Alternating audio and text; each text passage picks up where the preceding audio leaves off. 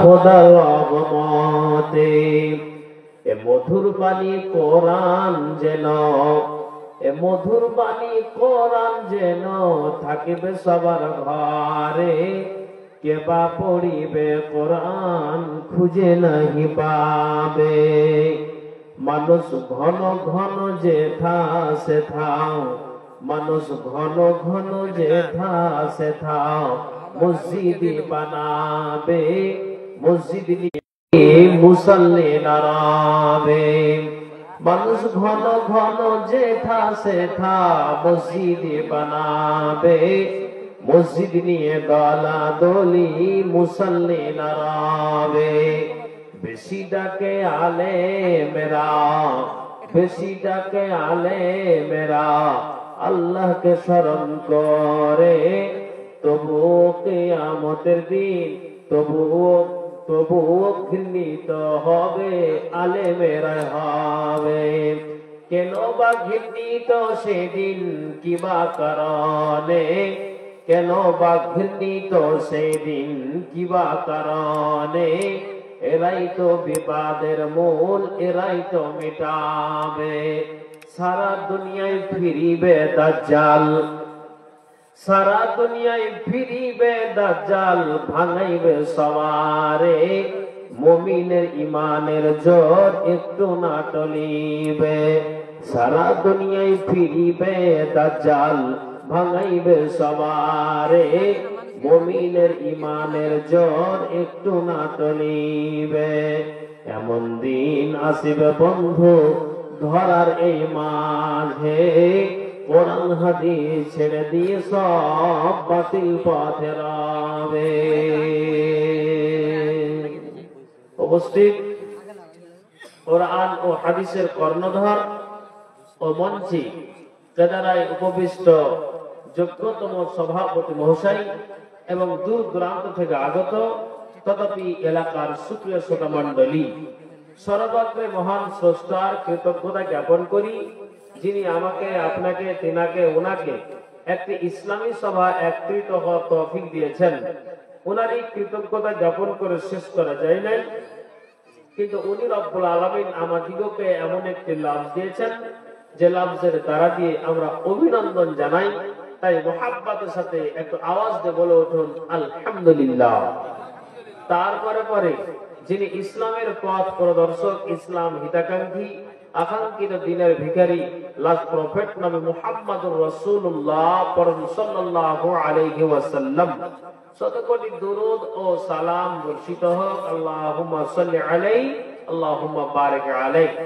সুপ্রিয় শিক্ষিত সুধী মণ্ডলী, আমি আপনাদের সম্মুখে যে দুটি আয়াত এমাত্রই পরিবেশন করলাম, আশা করি আয়াত দুটো পরিচিত, জানা অনেকেরই রয়েছে বা আছে।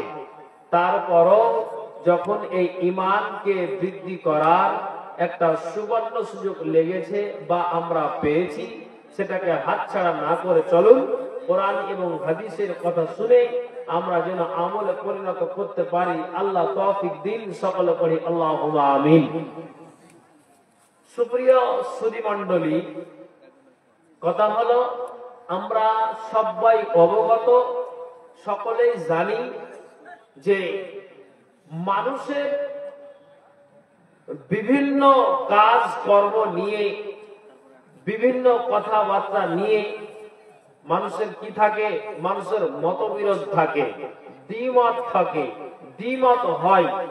কোন একটা আলোচনাতে বসতে গেলে মানুষের অটোমেটিকলি যখন 10 জন এক জায়গাতে আমরা বসে সেটাকে সিদ্ধান্তের ব্যবস্থা নিই, তারপরও আমাদের কি হয়, তারই মধ্যে দেখা যাবে যে একটা দ্বিমত দেখা দিল, মতবিরোধ দেখা দিল। কিন্তু এই আমাদেরকে সকলকে আমাদের দুনিয়া ছাড়তে হবে, দুনিয়া থেকে চলে যেতে হবে, এটা নিয়ে কারোর দ্বিমত নাই, মতবিরোধ নাই। আমাদের সকলকেই এই দুনিয়া ছেড়ে চলে যেতে হবে, লা শাক্কা ফি, এতে কোনো সন্দেহের অবকাশ নেই। কিন্তু আমরা আসলে এই দুনিয়া ছেড়ে আমাদের চলে যেতে হবে, এটা সকলেরই জানা। তারপরেও কিন্তু আমরা আখিরাতের পুঁজি, কবরের পুঁজি, দুনিয়া ছাড়তে হবে, আখিরাত আমাদের উজ্জ্বল করতে হবে। কবরে যেন আমি 1-2 করে যে আমাকে 3 থেকে 4খানা প্রশ্ন করা হবে, তা আমি যেন উত্তর দিতে পারি, তার জন্য ধরার মাটিতেই এই পার্থিব জীবনে আল্লাহ আমাকে আপনাকে যে বাঁচিয়ে রেখেছে, তা আমাকে তো জোগাড় করে নিতে হবে। কেন? আপনাকে যখন জিজ্ঞেস করা যাবে, ভাই বয়স কত, তখন আপনি চট করে বলবেন আমার বয়স 40 পেরিয়ে গিয়েছে।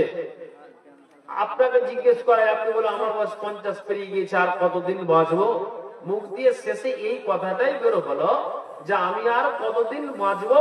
আচ্ছা ঠিক আছে, তাহলে এই কথা যখন আপনার মুখ দিয়ে বের হলো, আপনি এই কথাটার জবাব দেন তো, যে 50 বছর আপনার পেরিয়ে গেল, তা আখিরাতের জন্য আপনি কি করলেন?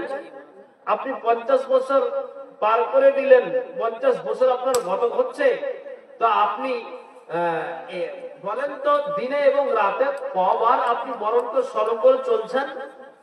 জি ভাইজান, আমি আপনাকে কথা বলছি, খুব মনোযোগ দিয়ে শুনবেন। কথা হলে এটাই যে সকলকে আমাদেরকে দুনিয়া ছাড়তে হবে, এটা সব বাড়ির জানা কথা, আমরা সকলেই অবগত। কয়েকটি মুসলিম আপনাকে কোরআনের আয়াত আর হাদিস দিয়ে আমি আপনাকে বুঝাচ্ছি, যাতে করে আপনার মগজে উঠে যায়। আপনারা একটু ধৈর্য সহকারে বসে থাকুন, ইনশাআল্লাহ আশা করি আপনারা এই কথার পরিপ্রেক্ষিতে কোরআন এবং হাদিস থেকে অবশ্যই কিছু একটা জ্ঞান পাবেন, এটা আশা করা যায়। তো যখন আমরা জানি যে আমাদেরকে সকলকে এই দুনিয়া ছাড়তে হবে, আপনি একটা কথা মগজে উঠাবেন। কি কথা? মনে করুন আপনি এখান থেকে অতি সকালে আপনি বাড়ি থেকে একটা টোটোকে, একটা অটোকে আপনি রিজার্ভ করলেন। রিজার্ভ করে এখান থেকে আপনি ডালকোলা স্টেশন যাবেন। আপনি ডালকোলা স্টেশন যাবেন, তো আপনি বললেন যে আমি এখান থেকে আমি আওয়াজ আসাম কিংবা আমি অমুক একটা গাড়ি ধরে আমাকে যেতে হবে কলকাতা, বা আমি যাব দিল্লি। তা আপনি গাড়িটা নির্দিষ্ট সময়, যেটা আপনার লিস্ট তালিকা, যেটা সময় আর সূচি আপনার দেওয়া আছে, আপনি সেটাকে লক্ষ্য করে বাড়ি থেকে আপনি বের হলেন। বের হয়ে আপনি টিকিট একটা সংগ্রহ করলেন, করে আপনি প্ল্যাটফর্মে বসে আছেন চুপচাপ। আপনি সময়ের অপেক্ষায় আছেন, এত সময় গাড়িটা আসবে। ঘড়ি দেখতে আছেন, লক্ষ্য করে দেখছেন গাড়ি যে টাইমে ঢোকার কথা ছিল আধা ঘন্টা পেরিয়ে গিয়েছে। আপনি বললেন 8-10 মিনিট আমি অপেক্ষা করি, তারপরে তখন কি হয় আর না হয়। আপনি আরো এই দেখতে দেখতে দেখতে দেখতে আপনার আধা ঘন্টা পেরিয়ে গেল, 1 ঘন্টা আপনার গত হয়ে গেল। তার মানে আপনি বুঝতে পারলেন গাড়িটা আমার 1 ঘন্টা লেট চলছে।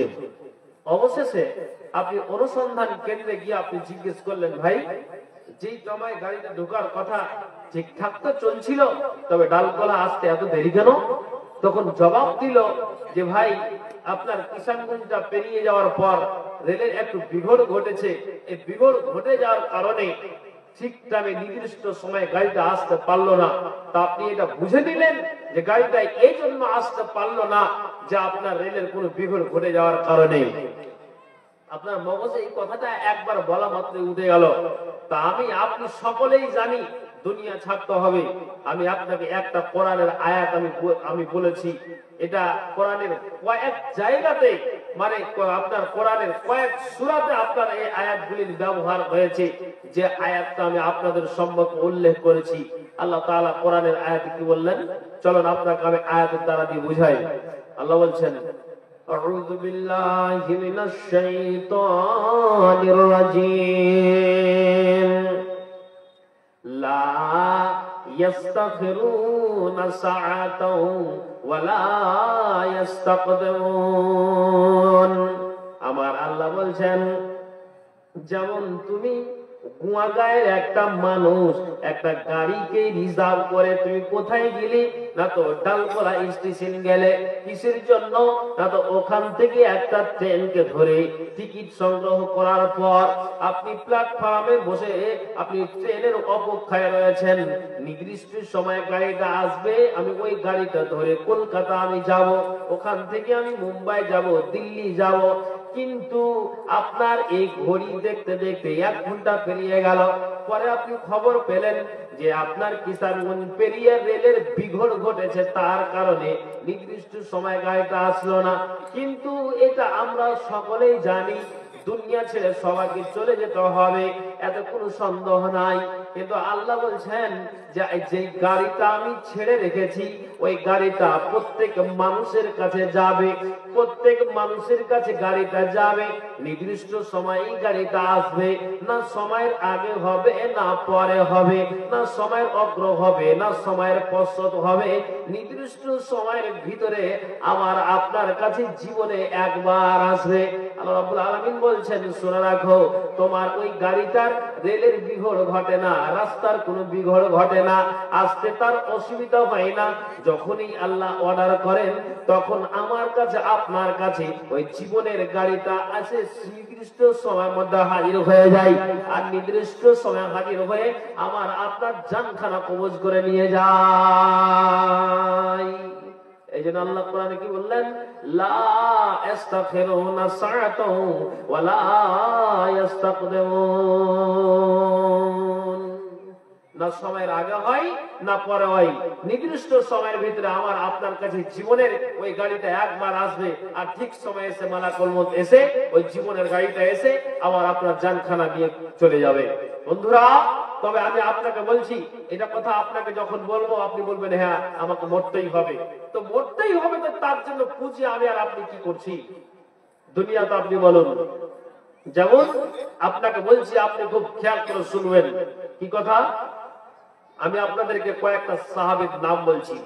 যেমন আল্লাহ রাসূল তিনি বলেছেন যে আবু বকর, উমর, উসমান, আলী, আরো যতগুলি সাহাবীর নাম রাসূল নিয়েছেন, আল্লাহ পাক রাসূল বলেছেন যে এরা আল্লাহর জান্নাতে প্রবেশ করবে।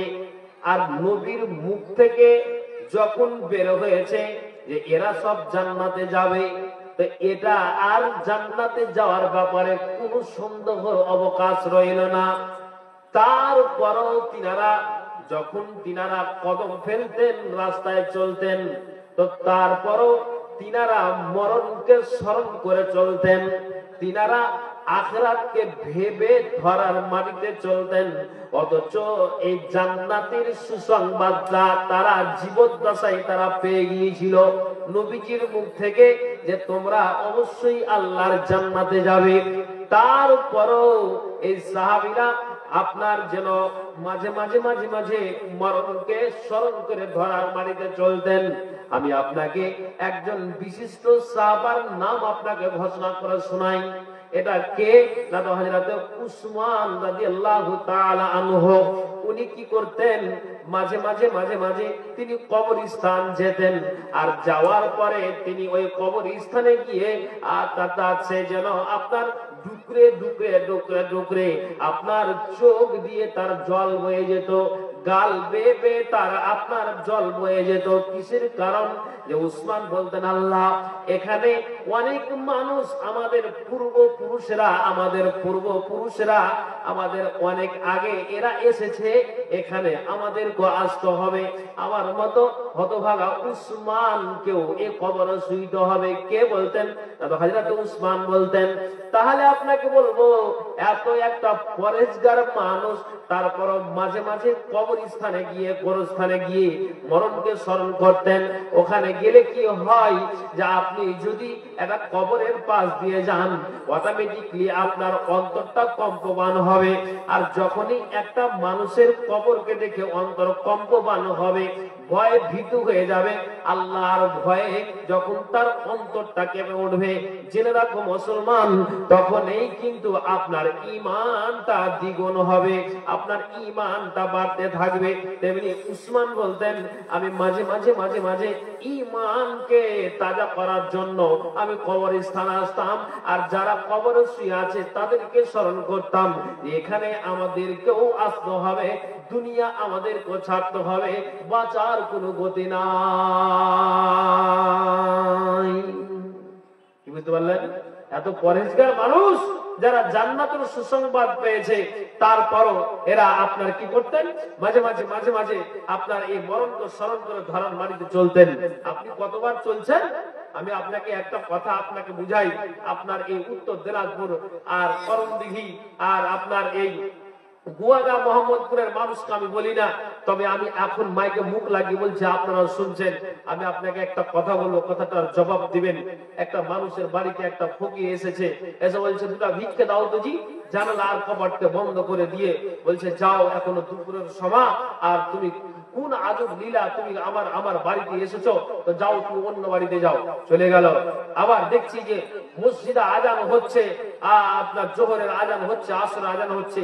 আপনার মসজিদ থেকে বাড়িটা 200 মিটার 100 মিটার দূরে, আর মসজিদে আজান হচ্ছে। ওই সময় আপনি বড় একটা অ্যান্ড্রয়েড মোবাইলকে আপনি রেখে দিয়ে আপনার যেটা মনে লাগছে আপনি 2 নয় আপনি দেখছেন। আচ্ছা বলেন তো, লোকটা কতটা ভুল করলো? মসজিদে আজান হচ্ছে, অ্যান্ড্রয়েড মোবাইলকে আপনার সামনে রেখে দিয়ে যা তার মনে লাগছে সেটাই সে করছে আর দেখছে, অপব্যবহার করছে মোবাইলটাকে নিয়ে।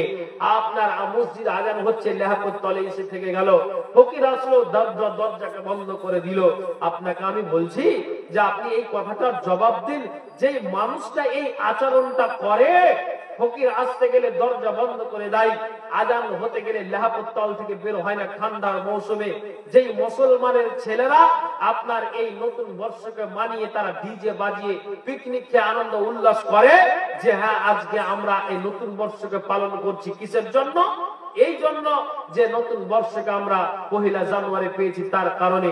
আপনি বলেন যে যে মানুষের এই আচরণগুলো তার ভিতরে ঢুকে আছে, আপনি আমাকে কথাটার জবাব দিন, এই মানুষগুলোর কি বরং স্মরণ আছে? কেন রাখি বলবেন? আছে জি ভাই? নাই। যে আচরণটা তার এইরকম ঢুকে আছে, তাহলে আপনি বলেন যে ও কি করে বরণ স্মরণ করে? না, বরণ স্মরণ করে না, যেহেতু আপনি এই বদ অভ্যাসে আপনি পরিণত হয়ে আছেন। কি আল্লাহকে আপনি জবাব দিবেন? আপনি বলুন। আপনাকে এই জন্য এই কথাটা আমি বলছি, এই আচরণের যদি মানুষ হয়, তাহলে নিঃসন্দেহে বলা যাবে যে এখনো পর্যন্ত মরণকে স্মরণ করে তারা ধরার বাড়িতে চলে না। তা আমার ঈমান আর সাহাবাদের ঈমানে কতটা তফাৎ যদি এই কথাটা বলা যায়, তা আপনার মগজটা হিলে উঠবে। মগজ হিলে উঠা তো দূরের কথা, আমি আপনাকে বলছি যে তারাও যদি এতটাই ঈমান নিয়ে নবীজির কাছ থেকে জান্নাতের সুসংবাদ পেয়ে যদি তারা এইভাবে ধরার মাটিতে মরণকে স্মরণ করে তারা হৃদয়কে কম্পমান করে চলে থাকে, তাহলে আমি আর আপনি কি? আপনি বলুন, আমি আর আপনি কি? ভাইজান, আমি আপনাকে বলছি, খুব খেয়াল করে শুনবেন।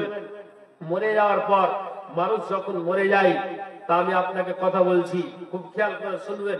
এখন একটা কথা বলি, নিজের স্বামী মারা গিয়েছে, যদি নিজের বিবিটা ইচ্ছে করে যে আমি আমার স্বামীকে গোসল দাও, তাই এত কোনো দ্বিধা নাই, বাধা নাই। আমি আপনাকে বলি, স্বামী যদি মারা যায়, নিজের স্ত্রীটা বলে আমি গোসল দাও, তাতে কোনো বাধা নাই। স্ত্রী মারলো, স্বামী যদি বলে আমি তাকে সুন্দর করে গোসল দাইয়ে দিব, তাতে কোনো বাধা নাই। যেমন আপনাকে বলি যে আল্লাহ রাসূলকে খাদিজা বলেছিলেন, নবীজি গো, আপনাকে বলি দুনিয়া ছাড়তে হবে, আমাদেরকে এই দুনিয়া ছাড়তে হবে, কেউ বাঁচতে আসেনি। তবে আপনাকে একটা কথা আমি বলি, কতটা আমার আর আপনার সম্পর্ক, কতটাই আপনাকে আমি ভালোবাসি, আর আপনিও আমাকে কতটাই ভালোবাসেন। নবীজি গো, এই দুনিয়া আমার এবং আপনার ভালোবাসাটা দুনিয়ার মানুষেরা জানে খাদিজা এবং আল্লাহ রাসূলের কতটাই গাঢ় একটা সম্পর্ক ছিল। এরা স্বামী আর বিবি, আখির নবী জনাবে মুহাম্মদুর রাসূলুল্লাহ সাল্লাল্লাহু আলাইহি ওয়াসাল্লাম। ভাইজান, আপনাকে যেই কথাটা আমি বলতে চাইছি, খাদিজা তিনি নিজে বললেন, নবীজি গো, আমি তো মরে যাব, তো কয়েকটা কথা আপনাকে বলি, আপনি আমার কথার দিকে খেয়াল করুন। নবীজি বললেন, খাদিজা তুমি বলো। আল্লাহ পাকের রাসূলকে খাদিজা বলছেন, ইয়া রাসূলুল্লাহ, যখন আমি দুনিয়া ছেড়ে দিব, মরে যাওয়ার পর আমার তো আর বুক ফুটবে, মুখ ফুটবে আল্লাহ পাকের রাসূল, কিন্তু আপনাকে দুটো কথা আমি বলে যাই। কথা হলো এটাই যে আমি মরে যাওয়ার পর আপনি সুন্দর করে নিজেই আপনি আমাকে গোসল দাইয়ে দিবেন, কেউ যেন আমার শরীরে হাত না দেয়। এটা কে বললেন? খাদিজা বললেন। তখন আল্লাহ পাকের রাসূল বলছেন, খাদিজা আমি তোমার কথাতে রাজি হয়ে গেলাম। আর একটা কথা নবীজি গো, আপনাকে কতটা আমি ভালোবাসি আর আপনি আমাকে কতটা ভালোবাসেন, তো আমি আপনাকে শেষ একটা ওসিয়ত করে যাই। এটা হলো ওসিয়ত যে যখন আমি মরে যাব, দুনিয়ার মানুষেরা জানে খাদিজা একটা বড় লোকের বেটি, খাদিজা একটা বড় ঘরের মেয়ে।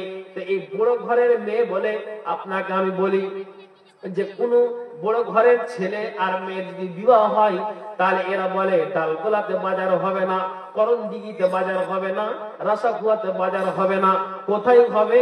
নইলে আমরা শপিং মহলে যাব, আমরা আমার অমুক শোরুমে যাব, অমুক একটা আমরা দোকানে যাব যেখানে ভিআইপি কাপড়গুলো পাওয়া যায়।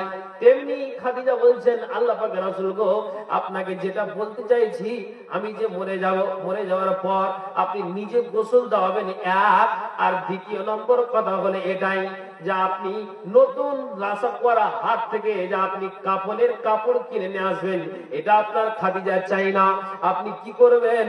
আপনার যেটা পুরাতন গায়ের ব্যবহৃত জুব্বা, যেটা আপনার গায়ের ব্যবহৃত জামা, আপনি ওই জামাটাকে আপনি খাদিজার কাপড়ে পরিণত করবেন।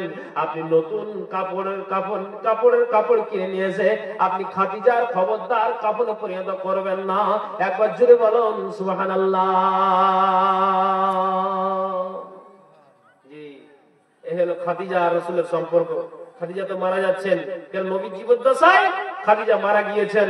জি, আল্লাহ পাকের রাসূলের এই প্রথমা স্ত্রী কে? না তো খাদিজা। খাদিজা এই কথা বলেছেন, রাসূল বললেন, আমি তোমার কথাতে রাজি, আমার যেটা গায়ের ব্যবহৃত জুব্বা, এই জুব্বাটাই আমি তোমার কাফনে পরিণত করব। আবার বলেন সুবহানাল্লাহ। তাহলে এই ওসিয়ত যদি বিবি নিজের স্বামীটাকে বলে, তো বলো স্বামী বলছেন নিজের বিবিকে, আমি আপনাকে এটা বুঝাতে চাইছি যে যেমন আল্লাহ রাসূলকে খাদিজা বলেছিলেন, তেমনি কোন বিবি যদি বলে তাতে কোনো দ্বিধা নাই। শেষ আপনাকে আমি একটা কথা বলি, খুব মগজে দেবেন। শেষ কথা বলতে, এই মরলাম, এই দুনিয়া ছাড়তে হবে, এই আখিরাত আমাদের যেতে হবে, হিসাব নিকাশ আল্লাহর সামনে আমাদের দাঁড়াতে হবে। তা আমি আপনাকে বলি, সদা সর্বদা যেমন আপনার এই বিশিষ্ট সাহাবারা মরণ তো স্মরণ করে চলতেন, আমি আপনাকে এটাই কথা বলবো যে আমাদের সদা সর্বদা মরণ তো স্মরণ মানে করা উচিত। আর যে মানুষটা সদা সর্বদা কি করবে? মরণ তো স্মরণ করে চলবে। এটা আপনি মাথায় এই কথাটা উঠিয়ে নেন, অটোমেটিক্যালি তার ঈমানটা বাড়তে থাকবে, ঈমান বাড়তে থাকবে। কেন? যে তার আপনার ওই ওই ওই ব্যক্তিটার আপনার মগজে এটাই ঘুরে যে আল্লাহ, দুনিয়া ছাড়তে হবে, মরতে হবে, আল্লাহর সামনে দাঁড়াতে হবে, কবরে আমাকে তিনটা প্রশ্ন করবে, এর জবাব আমাকে দিতে হবে। যদি আমি জবাব না দিই, তাহলে যতদিন কিয়ামত সংঘটিত না হবে, আমাকে ততদিন পর্যন্ত আমার কবরে আমার আযাব চলতেই থাকবে। তাহলে যেই মানুষটা এই এই এই খেয়ালগুলো মাঝে মাঝে করে বা করবে, এটা আপনি জেনে নিন যে তার ঈমান তাজা হবে। একবার বলুন সুবহানাল্লাহ। কে কবার দিন আমরা স্মরণ করি না, করলেই জানবেন যে আপনার ভিতর থেকে, আমার ভিতর থেকে ঈমানটা আউট হয়ে আছে। ভাইজান, এবার আপনাকে কথা বলি, খুব খেয়াল করে শুনবেন। যেদিন আল্লাহ পাকের রাসূল বাকি গোরস্থান থেকে আসলেন, আসার পরে নবীজি থরথর করে কাঁপতে লেগেছেন। কিসের কাঁপুনি? নবীজি 13 অথবা 14 দিন অসুখ থাকার পর আল্লাহ পাকের রাসূল দুনিয়া থেকে বিদায় হয়েছেন। আমি আপনাকে যে একটা কথা বললাম যে নির্দিষ্ট সময়ে আমার কাছে আপনার কাছে জীবনের ওই গাড়িটা আসবে না, রাস্তার কোনো বিঘট ঘটবে, সময়ের 1 মিনিট 1 সেকেন্ড এদিক ওদিক হবে না, ঠিক সময়ে আমাকে আপনাকে দুনিয়া ছাড়তে হবে। আল্লাহ পাকের রাসূল যেদিন বাকি গোরস্থান থেকে তিনি আসলেন, আর আসার পরে আল্লাহ পাকের রাসূল আয়েশার কামরাতে প্রবেশ করলেন। আর যেদিন ওই আয়েশার কামরাতে নবীজি প্রবেশ করেছেন, নবীজি আর দাঁড়িয়ে থাকতে পারছেন না। তখন তিনি ওই আয়েশার বক্ষস্থলে নবীজি মাথাটাকে রাখলেন। আর নবীজি আয়েশার বক্ষস্থলে যে মাথাটা রাখলেন, তার মানে নবীজি আয়েশার বক্ষস্থলে মাথাটা রেখে তিনি শেষ নিঃশ্বাস ত্যাগ করেছেন। আয়েশা বলছেন, দেখছি নবীজি এতটাই তিনি জর্জরিত হয়ে আছেন, ইতিহাস প্রমাণ করে 13 অথবা 14 দিন অসুখ থাকার পর আল্লাহ পাকের রাসূল দুনিয়া থেকে বিদায় হয়েছেন। আয়েশা বলছেন যে নবীজি আমার বক্ষস্থলে মাথাটাকে রেখে তিনি যে শেষ নিঃশ্বাস ত্যাগ করছেন, তা আমি দুই নয়ন দিয়ে আমি নবীজির দিকে আমি দেখে যাই, নবীজিকে আমি দেখতে আছি, নবীজির জান কবজ হচ্ছে। এক কথা আল্লাহ পাকের রাসূল এখন মারা যাবেন। তো ঠিক আয়েশা বলছেন যে মৃত্যু এতটাই কঠিন, এতটাই কষ্টকর যে আল্লাহ রাসূলের মৃত্যু দেখার পরে আমি আয়েশা আর পৃথিবীর কোন মানুষের মৃত্যুকে আর খারাপ মনে করতাম না। আল্লাহু আকবার। কে? এটা আখিরি নবী জনাবে মুহাম্মদুর রাসূলুল্লাহ। একবার পড়ুন সাল্লাল্লাহু আলাইহি ওয়াসাল্লাম। কিন্তু কথাটা মাথায় রাখবেন, কথা মাথায় হলে এটাই যে আপনার মরে যাওয়ার পর লোকটা যদি পাপিষ্টি হয়, যদি নেককার হয়, আবু সাঈদ খুদরি রাদিয়াল্লাহু তাআলা আনহু থেকে হাদিসটি বর্ণিত, আল্লাহ পাকের রাসূল বলছেন যে শুনো, আবু সাঈদ খুদরি রাদিয়াল্লাহু তাআলা আনহু থেকে হাদিসটি বর্ণিত, রাসূল সাল্লাল্লাহু আলাইহি সাল্লাম তিনি বলেছেন কি, এখন মনে করেন গুয়াগার জামে মসজিদে এলান হলো যে শুনে রাখো অমুক একটা লোকের আপনার উত্তর পাড়ার গুয়াগায়ের আপনার মারা গিয়েছে, 10 মিনিট পর কিংবা 5 মিনিট পরে লোক না আপনার এই আধা ঘন্টা কিংবা 1 ঘন্টা পরে তার আপনার এই মাদ্রাসার ফিল্ডে, জালসার ফিল্ডে কিংবা অমুক একটা জায়গাতে তার জানাজার ব্যবস্থা করা হয়েছে, ঠিক সময় আপনারা অবশ্যই আসবেন। বাকি এলান হয়তো হয় না, হ্যাঁ না বলবেন। কিন্তু নবীজির হাদিস বলছেন লোকটা যদি দিনদার হয়, লোকটা যদি পরেশগার হয়, লোকটা যদি আল্লাহওয়ালা হয়, তাহলে বলতে থাকে ভাইরা তোমাদেরকে কে আদেশ দিল? আর জুমা মসজিদে ইমামকে দিয়ে মাইকে বলালে কি বলালে যে 10টার সময় এই লোকটার জানাজার নামাজ হবে। কেন 10টা করলে, কেন 10টার সময় করলে? এখন তো ঘড়িতে 9টা বাজে, কেন 1 ঘন্টার সময় নিলে? এটা নেককার ব্যক্তির মুখ দিয়ে বের হয়, কিন্তু এই আওয়াজটা পৃথিবীর কোন মানুষ শুনতে পায় না। পার্শ্বে যে বাপ বসে থাকে, পার্শ্বে মা বসে থাকে, নিজের ছেলে বসে থাকে, নিজের মেয়ে বসে থাকে, কেউ তার আওয়াজ শুনতে পায় না। কিন্তু এই সৎ ব্যক্তিটা আপনার বলতে থাকে ভাই জানেরা কেন তোমরা দেরি করলে, কেন তোমরা দেরি করলে? দেখছি যে আমার জন্য কবরের 2টা ফেরেশতা জান্নাতের লেবাস নিয়ে দাঁড়িয়ে আছে, আমাকে তোমরা তাড়াতাড়ি করে আমার গন্তব্যস্থলে পৌঁছে দাও, আমার আসল ঠিকানা, আমার আসল ঘরে তোমরা পৌঁছে দাও। আমি মরে যাওয়ার পরে আমার স্থানটা সুখময় পেয়ে গিয়েছি। 2 কোণাতে 2টা ফেরেশতা জান্নাতের লেবাস নিয়ে দাঁড়িয়ে আছে। তার মানে যে মানুষটার, যে মাইয়াটার জান্নাতের লেবাস নিয়ে আল্লাহ ফেরেশতারা কবরে দাঁড়িয়ে আছে, তাহলে জেনে নিতে হবে যে এই মাইয়াটার প্রতিফল ভালো হয়ে গিয়েছে। তার জন্য এ আপনার বলতে থাকে চিৎকার করে যে আমাকে তাড়াতাড়ি করে গোসল দাইয়ে দাও, কাফন পরিয়ে দাও, আমাকে তাড়াতাড়ি করে তোমরা নিয়ে চলো, তোমরা আমাকে সামনে নিয়ে চলো। বলতে থাকে কাদ্দেমুনি কাদ্দেমুনি, আমাকে নিয়ে সামনে চলো, আমাকে নিয়ে সামনে চলো, অতএব তোমরা আমাকে নিয়ে খবরদার দেরি করিও না। কে বলে? যাতে একটা মুত্তাকি পরহেজগার আল্লাহওয়ালা যারা এই দুনিয়াতে মরণকে স্মরণ করে, তারা আখিরাতের পুঁজি তারা তৈরি করে, ঈমানকে তো আবার ঈমান তারা আপনার বৃদ্ধি করে, এক কথায় ঈমানের অবস্থাতেই যা মৃত্যুবরণ হয়েছে। এই মাইয়াতটা মরে যাওয়ার পরে মুখ দিয়ে এটাই বলে, এই তোমরা আমাকে সামনে নিয়ে চলো, দেরি করো না, আমার প্রতিফলটা ভালো আছে।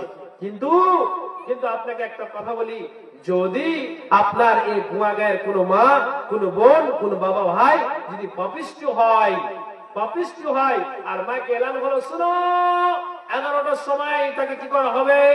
তাকে দাফন করা হবে, 11টার সময় তার জানাজা হবে। তখন কি বলে? ভাই জানেরা কেন আমার এতটা সংক্ষিপ্ত সময় এলান করলে? বলতে থাকে যে কেন আমাকে এত তাড়াতাড়ি তোমরা করো। ভাইজানেরা, আমাকে তোমরা নিয়ে যে না, দেখছি কবরের দুইটা ফারিস্তা আমার জন্য জাহান্নামের লেবাস নিয়ে দাঁড়িয়ে আছে, পোশাক নিয়ে দাঁড়িয়ে আছে। তাহলে এখান থেকে দুটো কথা পেলাম, যখনই আপনার আমার জানটা কবজ হবে তখনই আমি আপনি বুঝতে পারবো যে আমার দুনিয়ার সব খেয়াল আমার হারিয়ে যাবে, আর দুনিয়ার খেয়াল হারিয়ে গিয়ে আমার কবর আর আখিরাতের আমার চিন্তা চলে আসবে, দুনিয়ার কিছু আমার আপনার খেয়াল থাকবে না। আর মরে যাওয়ার পর আপনি নিজেই বুঝতে পারবেন যে আমার কবরে কি হাল হবে, আর মরে যাওয়ার পর আপনি বুঝতে পারবেন যে আমার কবরে প্রতিফল ভালো আছে কি আমার মন্দ আছে।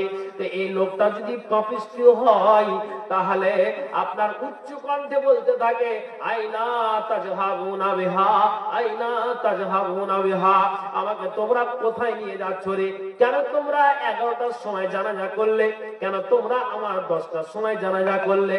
এত জোরে চিৎকার করে, এত জোরে চিৎকার করে, বলতে থাকে কোথায় নিয়ে যাচ্ছ? আইনা তাজহাবুনা বিহা।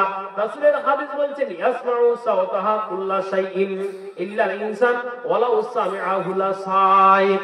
পৃথিবীর মানবরে ওই মাইয়াতটাকে সুন্দর করে গোসল দেওয়া হলো, তারপর তাকে কাফন পরানো হলো, তারপর যখন তাকে খাটলিতে ওঠানো হলো, যে চারজন আপনার যে ওই খাটলিটা কাঁধে করে, ওই খাটলিটা যে কাঁধে করে, তা আপনার কাঁধে করে, তো রাসূল বলছেন যে আপনার এত জোরে চিৎকার করে পশু পাখি গাধা গরু সবাই তার আওয়াজটা শুনতে পায়।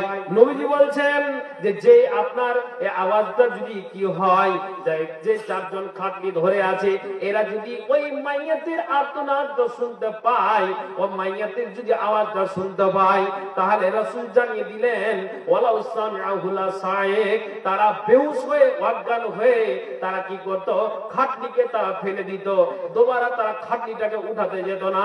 একবার জোরে বলুন সুবহানাল্লাহ।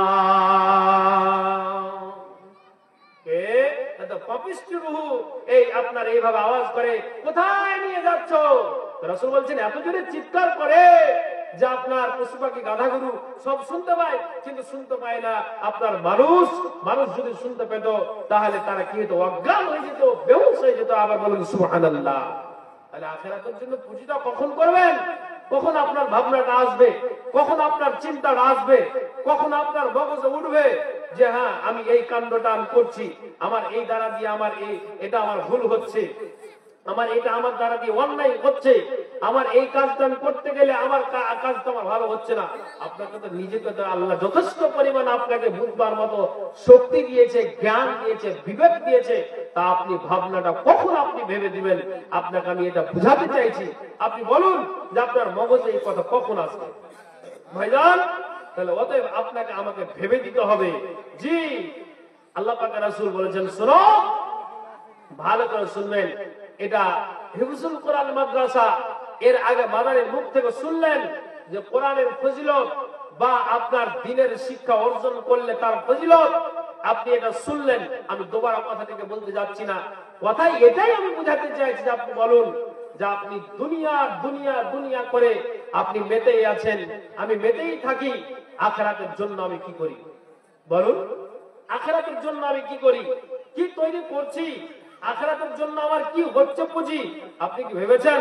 বন্ধুরা, আমি আপনাকে বলছি, রাসূল বলছেন জানা কথা, তারপর আপনাকে আমি বলি। রাসূল বলছেন দুনিয়ার মানুষরে তোমরা কান খুলে শোনো। আনাস থেকে বর্ণিত, রাসূল বলছেন ইয়াতবাউল মাইয়াতা সালাসাতুন, মাইয়াতের পিছনে পিছনে তিনখানা বস্তু যায়। ভাইজান আপনি কান খুলে শুনবেন তো, কি কি তিনখানা যায়? রাসূল বলছেন আহলুহু মালুহু ওয়া আমালুহু, তার মানে আপনার আহলে আইয়াল যায়, আপনার বংশধর যায়, আপনার গ্রামবাসী যায়, আপনার ওই মাইয়াতের পিছনে পিছনে আপনার বংশধর যায়, আপনার ওই বংশধর যায় তার পিছনে পিছনে। তারপরে রাসূল বলছেন যে তারপরে তার পিছনে পিছনে তার আপনার কি যায়? আপনার তার মাল যায়, তার ধন যায়। আপনি বলবেন তাহলে এই ধন আর মালকে আমরা এক জায়গাতে মুষ্টিমে জমায়েত করি, যদি মরে যাই তাহলে এই মালগুলো আমাদের সাথে যাবে, আপনি এটা মনে করছেন। কিন্তু নবীজি বলছেন তিনখানা বস্তু ও মাইয়াতের পিছনে পিছনে যাবে, কিন্তু রাসূল বলছেন যে কি কি যাবে, তোমার বংশধর যাবে, তোমার মাল যাবে, তারপরে তোমার জীবনের ভালো এবং মন্দ আমলটা যাবে। কিন্তু রাসূল বলছেন ইসনানে, আবার দুইখানা বস্তু আপনার কবর থেকে মাইয়াতের কাছ থেকে আপনার ফিরে চলে আসে। আপনার দুইখানা বস্তু মাইয়াতের কবর থেকে আপনার ফিরে চলে আসে, দুইখানা বস্তু ফিরে আসে। রাসূল বলছেন যে তোমার জীবনের তোমার বংশধরে গিয়েছে, মাটি দিয়ে তারা ফিরে চলে আসে, আর তোমার যে জীবনের মাল তোমার সাথে সাথে গিয়েছে, ওই মাল তোমার আপনার কি করে, তোমার ওখান থেকে ঘুরে চলে আসে। কিন্তু নবীজি বলছেন ওয়ায়াবকা ওয়াহিদুন আমালুহু, তুমি বদ আমল করে থাকলো ওই কবরে থেকে যায়, ভালো আমল করে থাকলো কবরে তোমার থেকে যায়। এক কথা রাসূল বলছেন তিনখানা বস্তু যাওয়ার পরে আপনার দুইখানা ফিরে আসে, আর অবশিষ্ট থাকে তোমার আমার জীবনের আমল। বদ আমল হতে গেলেও কবরে থাকে, আর ভালো আমল হতে গেলেও কবরে থাকে।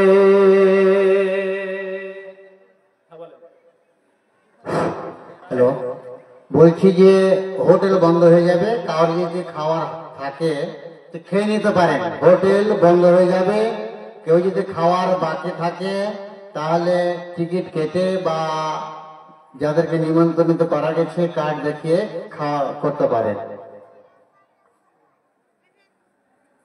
জি, তো ভাইজান এই যে আপনার আমার জীবনের আমল, এই আমলটাই আমার আপনার জীবনে, এটাই আপনার কবরে থাকবে। তাহলে আখিরাতের জন্য আপনাকে শুরুতে বললাম পুঁজিটা আমি কি করেছি, কি আমি তৈরি করেছি। আপনাকে একটা কথা বলি, খুব খেয়াল করে শুনবেন, দেখবেন আপনার কিষানগঞ্জ, ডালকলহা, কাটিহার, মালদা টাউন, এরকম বড় বড় স্টেশন গুলোতে দেখবেন যে মাঝে মাঝে মাঝে মাঝে 5 মিনিট 2 মিনিট 4 মিনিট পর পর পর পর পর একটা খবর দেয়। আর ওই যাত্রারা যারা প্ল্যাটফর্মে বসে থাকে, আপনার সবাই বাকের দিকে লক্ষ্য করে থাকে, একটা কথা বারবার কিন্তু এলান হয়। এলান কি হয় যে শোনো, অনুগ্রহ করে শুনবেন, কোন অজানা ব্যক্তির কাছে কিছু খাবে না, যদি খেতে যাও তাহলে তোমার মালটাকে লুট করে নিবে। আচ্ছা কথাটা বলেন, শুনেছেন না আপনারা? বড় বড় জংশন স্টেশনে এই প্রচারটা হয় না যে অজানা ব্যক্তির কাছে কিছু খাবে না, যদি খাও তাহলে কি হবে, তোমার মালটা লুট করে নিবে। তার মানে মাল্লা বুঝতে পারলেন না? আপনাকে বুঝিয়ে দিই, কোন একটা বেগানা পুরুষের কাছে, একটা অজানা মানুষের কাছে যদি কিছু খেয়ে নেন, আর আপনার যদি নিশা লেগে যায়, তাহলে নিশাটা লাগতে গেলে আপনার কি হবে, আপনার ওই মালগুলো, টাকাগুলো, পয়সাগুলো যা ব্যাগের ভিতর আছে, আপনার ওই ব্যাগ থেকে টাকাকে ছিনিয়ে নিবে, আপনার ওই সামানগুলোকে ছিনিয়ে নিবে। পকেটে যদি অ্যান্ড্রয়েড মোবাইল আপনার আমার থাকে, তাহলে ওই অ্যান্ড্রয়েড মোবাইলটা তারা ছিনিয়ে নিবে। কে? না, এরা হলো পাক্কা ডাকাত, এরা শয়তান। এরা কি করবে, আপনাকে নিশা লাগিয়ে দিয়ে আপনার মালগুলিকে আপনার লুট করে নিবে। তেমনি আল্লাহ রাব্বুল আলামিন এলান করছেন, এরা গুনাহগার মুসলমানেরা, এরা আল্লাহর বান্দারা, তোমরা কানগুলো শুনো, তোমাদেরকে জানিয়ে দেওয়া হচ্ছে খবরদার তোমরা কি করবে না। যেমন অজানা ব্যক্তির কাছে কিছু খেতে গেলে তোমার মালটা চলে যাবে, তেমনি আমি আল্লাহ তোমাদেরকে ঘোষণা দিচ্ছি, তোমরা আমার দিকে কান লাগাও, তোমরা আমার দিকে তোমরা খেয়াল করো। এটাই কথা তোমাদেরকে বোঝাতে চাইছি। খবরদার তোমরা মদের আড্ডায় যাবে না, জুয়ার আড্ডায় যাবে না, তাসের আড্ডায় যাবে না, জেনার আড্ডায় যাবে না, চুরির আড্ডায় যাবে না, ডাকাতির আড্ডায় যাবে না, চিন্তার আড্ডায় যাবে না। এক কথাই যেখানে গান তামাশা হয় সেখানে তোমরা আড্ডা নিবে না, সেখানে তোমরা সময়টাকে নষ্ট করবে না। কেন নষ্ট করবে না?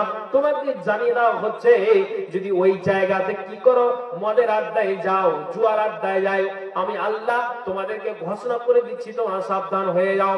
যদি তোমরা কি করো, ওই রকম আড্ডাতে গিয়ে দিয়ে তোমরা সময়টাকে নষ্ট করে দাও, তাহলে আল্লাহ রাব্বুল বলছেন যে শুনে রাখো, শয়তান তোমার পিছনে ওয়াসওয়াসা দিয়ে তোমার ঈমানটাকে খেয়ে ফেলবে, তোমার ঈমানটাকে লুট করে নিবে।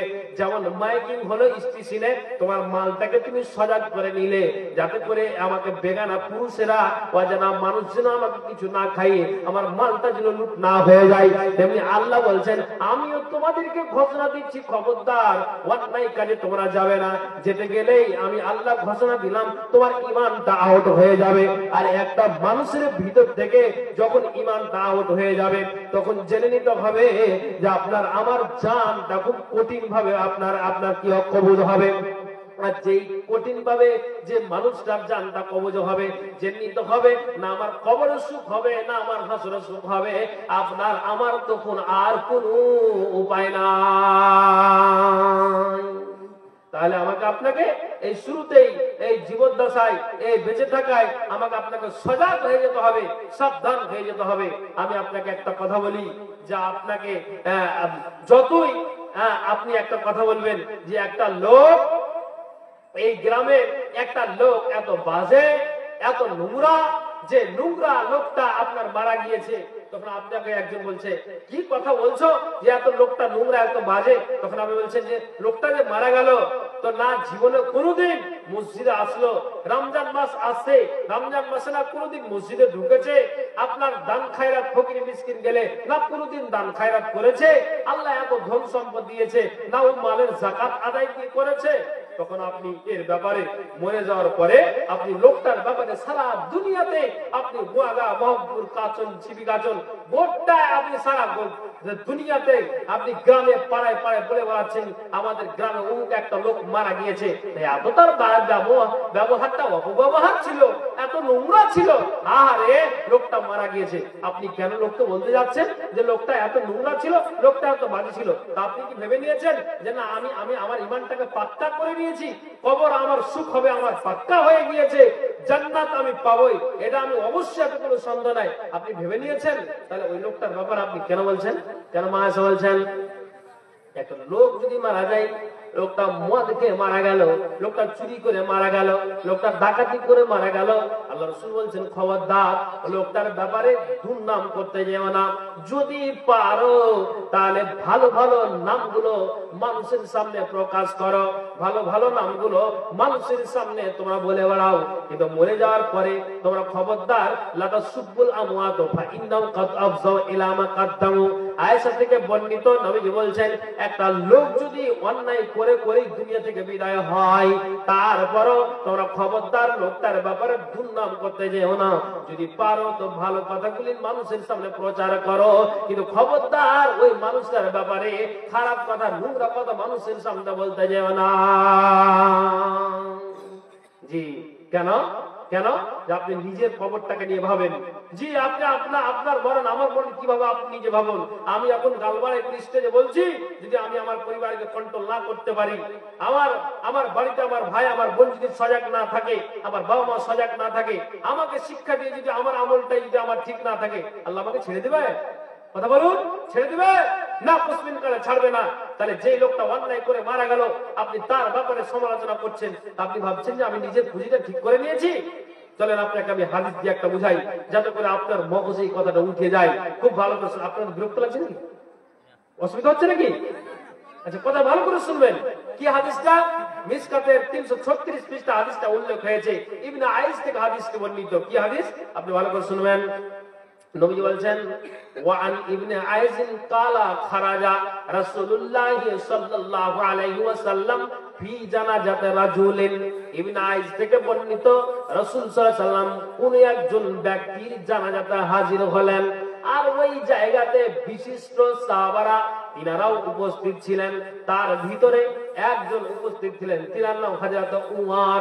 এই উমর তিনি ওই ব্যক্তিটার জানাজাতে শরীক হয়েছিলেন, আর আল্লাহ পাকের রাসূল নিজে তিনি ওই ব্যক্তিটার ইমামতি করতে গিয়েছেন।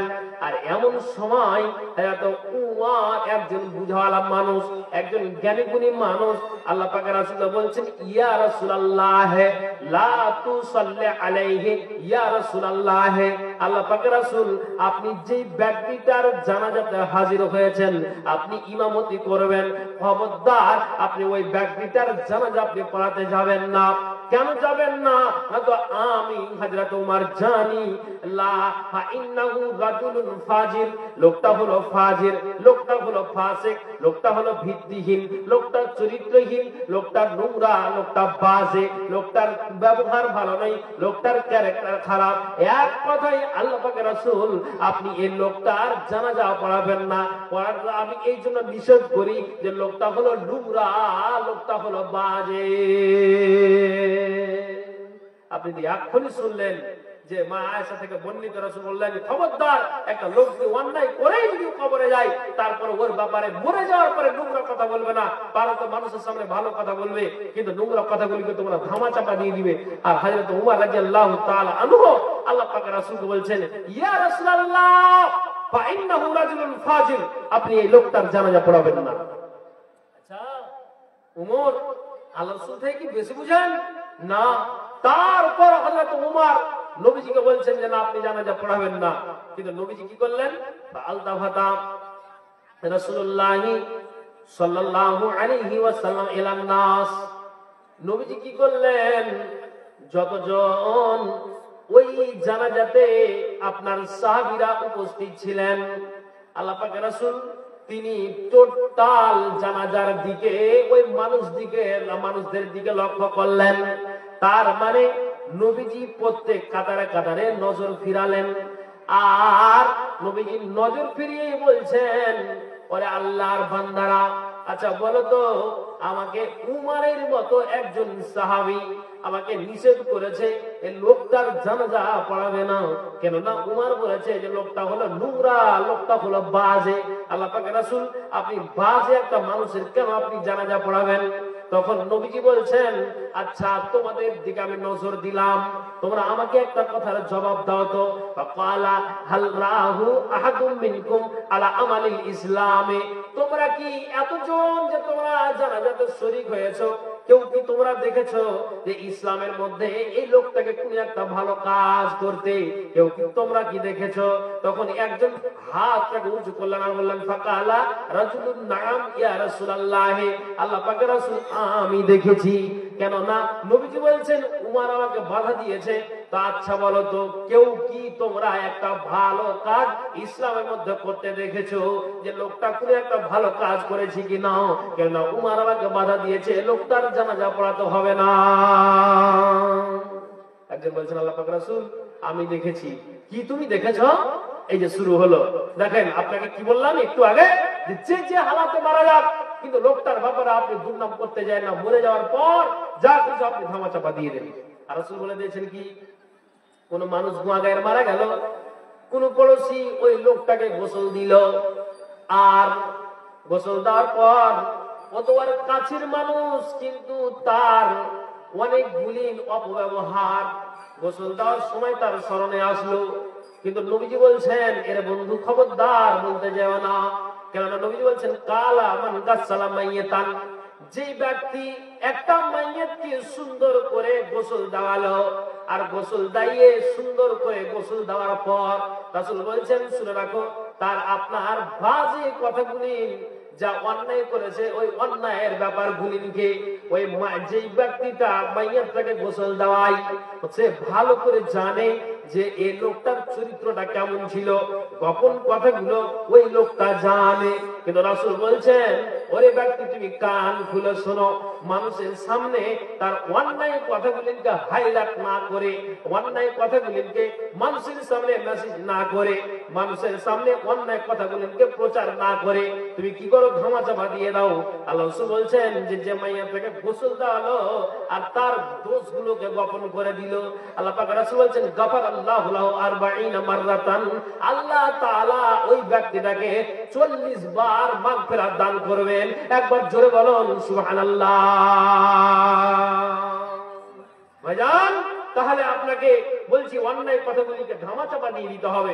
হ্যাঁ আপনাকে আমি ওই কথাটা বুঝাতে চাইছি। কথা হলে এটাই, আল্লাহ রাসূল সাল্লাল্লাহু আলাইহি সাল্লাম তখন বললেন, কে আছো যে তোমরা এই ব্যাপারে, এই লোকটার ব্যাপারে ভালো একটা প্রমাণ দিয়ে দিতে পারবে? একজন সাহাবী বলছেন, রাজুলুন ফাকাল রাজুল নাম ইয়া রাসূলুল্লাহ, হ্যাঁ আমি জানি। কি দিয়েছো তুমি? তখন লোকটা কি, সাহাবীটা জবাব দিয়েছেন, নবীজি গো হারাসা লাইলাতুন ফি সাবিলিল্লাহ হ্যাঁ। নবীজি গো এই ব্যক্তিটা হারাসা লাইলাতুন ফি সাবিলিল্লাহ হ্যাঁ, দ্বীনকে বাঁচানোর জন্য নিজের রক্তের প্লাবন ছুটিয়ে দ্বীনকে বাঁচানোর জন্য, ইসলামকে বাঁচানোর জন্য, কোরআনকে বাঁচানোর জন্য এই ব্যক্তিটা সারা রাত সারা দিন নাইট ডিউটি হয়ে, সিকিউরিটি গার্ড হয়ে জিহাদের ময়দানে লোকটা আপনার রাত জাগরণ করেছে। আর নবীজি একটা হাদিসে বলে দিয়েছেন, আইনানে লাতামাসসাহুন নার, দুই শ্রেণীর চক্ষুকে জাহান্নামের আগুন স্পর্শ করবে না। দুই শ্রেণীর চক্ষু কি?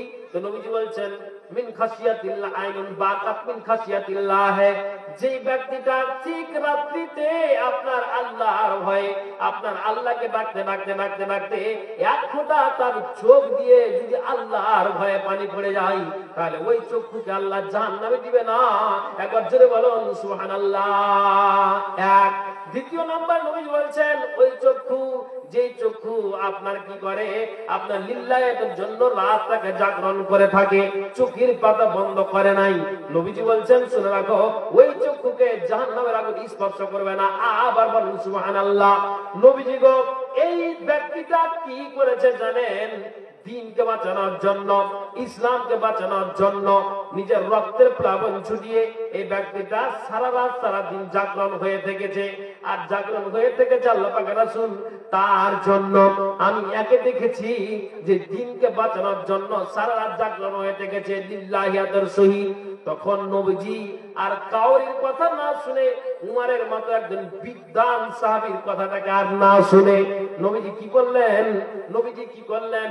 ফাসাল্লা আলাইহি রাসূলুল্লাহ সাল্লাল্লাহু আলাইহি ওয়াসাল্লাম, আল্লাহ পাকের রাসূল কি করলেন? তিনি নিজে জানাজা পড়িয়ে দিলেন। যতজন সাহাবীরা ছিলেন সাহাবীরাও তিনারা জানাজা পড়লেন। আর পড়ার পরে আল্লাহ পাকের রাসূল যখন ওই লোকটাকে, ওই মাইয়াতটাকে নিজের কবরে সমাহিত করা হয়, কবরে রাখা হলো, এক দুই করে করে 3 খাবল মাটি দেওয়া হলো। নবীজি নিজে কি করলেন? ওয়া হাসা আলাইহি তুরাওয়া, আল্লাহ পাকের রাসূল তিনিও মাটি দিলেন। আর মাটি দেওয়া যখন ক্লিয়ার হয়ে গেল, ওই জায়গাতে সাহাবীরা দাঁড়িয়ে আছেন, উমরও দাঁড়িয়ে আছেন। আর ওই মুহূর্তে আল্লাহ পাকের রাসূল আঙ্গুলের ইশারা করে ওই কবরটাকে বলছেন, হে মাইয়াত শুনে রাখো, আকালা আশহাদু, আমি নবী মুহাম্মদ সাক্ষী দিচ্ছি যে তুমি অবশ্যই তুমি আল্লাহর জান্নাতে যাবে, তুমি অবশ্যই আল্লাহর জান্নাতে যাবে। কেননা তোমার সঙ্গীরা, তোমার সাথীরা, তোমার বন্ধুরা তোমার বিপক্ষে কথা বলেছে, তুমি হবে জাহান্নামী, তুমি হলে জাহান্নামী, কিন্তু আমি নবী মুহাম্মদ সাক্ষী দিচ্ছি তুমি অবশ্যই জান্নাতে যাবে।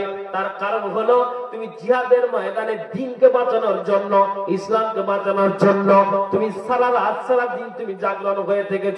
তো এই যে লিল্লাহিয়াতুর শহীদ, যে তুমি তোমার চোখের পাতাটাকে তুমি যে জাগরণ করে রেখেছিলে, এই জাগরণ করার কারণে আল্লাহ তাআলা তোমার জীবনের সমস্ত গুনাহকে মোচন করে দিয়েছেন। একবার আওয়াজ দিয়ে বলুন তো সুবহানাল্লাহ। কি মুখ আওয়াজ করে বলুন সুবহানাল্লাহ। আপনাকে বিরক্ত লাগছে? তাহলে আপনি কি বুঝতে পারলেন? হযরত উমরকে তো রাসূল বললেন, উমর কে কি আমল করছে তার জন্য তোমাকে দায়িত্ব দেওয়া হয়নি, তুমি নিজের কবরকে নিয়ে ভাবো, নিজের মরণকে নিয়ে তুমি ভাবো। আর তুমি একটা মানুষের কথা বলছো যে এই কাজ করে গেছে, না, খবরদার, আপনি মরণকে স্মরণ করে চলুন, নিজের কবরের জন্য আপনি নিজেই ভাবুন। ভাইজান একটা কথা বলবো, এটা মাদ্রাসার উন্নতি জলসা, তারপরে এটা মাদ্রাসা হচ্ছে হিফজুল কোরআন মাদ্রাসা, যেখানে আপনার ছেলেরা কি করে পুরো 30টা কোরআনকে, আপনার 30টা পারাকে আপনার সিনাতে তারা ভরে নেয়। এই 30টা পারাকে তারা সিনাতে ভরে নাই। আমি একটা কথা বলি, একজন আল্লাহ রাসূলকে আসার পরে বলছেন, নবীজি গো আমার মা হঠাৎ ইন্তিকাল করেছেন, উফতুলাত, আল্লাহ পাক রাসূল, তা আমি যদি আমার মায়ের নামে কিছু দান সাদকা করি, তাহলে কি আমার মা এই দানের বিনিময় পাবেন, পূর্ণতা পাবেন? আমার মা কথা বলতে পারলে হয়তো বলতেন হিফজুল কোরআন মাদ্রাসায়, গুয়াঘাট জায় মসজিদে জালসায় কিংবা ফকির মসজিদে দান করে দিবে। তা আমার মা মারা গিয়েছে, কথাটা বলার সময় পাইনি। তবে নাই দেখেন দেখেন দেখেন মাদ্রাসার জালসা। তো তখন নবীজি কি বললেন? আল্লাহ পাকের রাসূল এটাই বললেন যে হ্যাঁ হ্যাঁ হ্যাঁ, তুমি যদি দান করো, এই ছেলে তুমি যদি দান করো অবশ্যই তোমার মা পূর্ণতা পাবেন। তখন ওই ব্যক্তিটা কি করলেন? মায়ের জন্য দান করলেন। ভাই, আপনি একটু আগে শুনলেন, সুসন্তান যদি ছেড়ে যায় বাবা মা, আর ওই বাবা মার জন্য যদি ছেলে দোয়া করে, ওই আপনার দোয়া কবরে পৌঁছিয়ে থাকে। এমন আপনি ইলম শিক্ষা করেছেন যে আপনার এই ইলম শিক্ষাটা আপনার কি হবে? আপনার ওই কবরে পৌঁছিয়ে থাকে। ভাইজান, এমন একটা আপনি দ্বীনি শিক্ষা আপনি হাসিল করেছেন। তাহলে নবীজির কথা শুনে ওই ব্যক্তি, ওই ছেলে কি করলেন? দান করতে লাগলেন। আমি আপনাকে বলবো, আপনার মা গিয়েছে, আপনার বাপ গিয়েছে, আমাদেরও সকলকে যেতে হবে। এটা হিফজুল কোরআন মাদ্রাসা। তাই এখানে আপনার যদি কোরআনের একটা পারাতে যদি 1000 টাকা করে আপনারা দিতে পারেন, মরণকে স্মরণ করে যে আমাদের কবরে যেতে হবে, আমাদের আখিরাতে পুঁজি করতে হবে, কবরে জবাব না দিতে পারলে আমাদের এই হাল হবে, এগুলো স্মরণ করে আমি বলছি হিফজুল কোরআন মাদ্রাসা, আমি একটা পারাতে 1000 করে ধরছি। 30টা জন একটু আল্লাহর ওয়াস্তে আসুন তো, কে আছেন ভাইজান? আসুন, এসে এই মাদ্রাসার জন্য একটু দানের হাতটা বাড়িয়ে দিন। আর আমাদের মালদা জেলার যিনি সুনামধন্য, আপনাদের সুপরিচিত, আমাদের সুপরিচিত, সকলেরই সুপরিচিত, বিহার, ঝাড়খণ্ড, আপনার বলেন বাংলাদেশ, ভারত, আপনি বলেন, ইনশাল্লাহ উনি একজন পরিচিত মানুষ, ফেমাস মানুষ। তো আমি আপনাদেরকে বলবো 1000 টাকা, আমি বলবো অন্তত 5টা পাড়াতে 5টা জন আছেন এই মাদ্রাসার জন্য, কে আছেন একটু মরণকে স্মরণ করে একটু আল্লাহর রাস্তা আসুন যে হ্যাঁ আমি দিচ্ছি। কে পারবেন বলেন তো ভাই? এগুলো সব করে যাবে। আমি একটু আগে হাদিসটা বললাম যে মাল যাবে পিছনে পিছনে ঘুরে চলে আসবে, বংশ যাবে পিছনে পিছনে ঘুরে চলে আসবে, আপনার আমার জীবনের ওই আমলটাই কবরে থাকবে। তো ভাইজান, এগুলোকে স্মরণ করে, মরণকে স্মরণ করে একটু আল্লাহর ওয়াস্তে আমি মাদ্রাসার জন্য ভিক্ষার ঝুলিটা ধরছি, একটু আল্লাহর ওয়াস্তে আসুন। এসে কোন আল্লাহর বান্দা আছেন 1000 টাকা এই মাদ্রাসার জন্য আপনারা দিতে পারবেন? কে আছেন বলুন আল্লাহর ওয়াস্তে যে বলুন আমি দিচ্ছি? ভাইজান, আমি আপনাদেরকে বলছি, যেখানে হিফজুল কোরআন, যেখানে এই বাচ্চারা কি করে 30টা বারাকা তারা সিনায় ভরে রাখে, তারা কি করে কোরআনটাকে মুখস্থ করে তারা সিনাতে নিয়ে থাকে। আল্লাহ হাফেজকে প্রচুর মূল্য, প্রচুর দাম, আখিরাতে কিয়ামতের দিন হাফেজকে প্রচুর মূল্য, প্রচুর দাম। আপনি এই ছেলেটাকে আপনি এইরকম মাদ্রাসাতে দিবেন, অবশ্যই আপনার ছেলে কি হবে? সুসন্তান নামে পরিচিত হবে। আর ওই ছেলে মা মারা গিয়ে, বাবা মারা যায়, আর ছেলে যদি দোয়া করে ইনশাআল্লাহ এই দোয়া কবরে আপনার পৌঁছিতে থাকবে। কাজে আমি আপনাদেরকে বলবো 500,000 টাকা একটু আল্লাহর ওয়াস্তে আপনারা বলুন যে মাদ্রাসার জন্য কে আছে ভাই? একটু বলেন না যে আমি দিচ্ছি। কোন আল্লাহর বান্দা আছেন যে আমি দিচ্ছি মাওলানা? একটু বলেন তো ভাই। এখানে যতজন আছেন আপনি দিবেন, ইনশাআল্লাহ আপনার কমে যাবে না। আল্লাহর কাছে আশা করছি অবশ্যই আল্লাহ তাআলা আপনাকে অবশ্যই অনেক পরিমাণে মাল দিবেন। একটু মরণ করে স্মরণ করে ভাই, 500 1000টা হোক, 5টা কলম আমি আপনাদের কাছে বলছি মাদ্রাসার জন্য একটু দানার হাত থেকে বাড়িয়ে দিন। কে আছে যে আমি দিচ্ছি? মা বোন, আপনাদেরকে বলবো যে অবশ্যই আপনারা মায়েরা একটু ছোট বাচ্চাদের হাতে অবশ্যই আপনারা ওই 500,000 টাকা, হ্যাঁ আপনি বলবেন মালাম তো 5000 2000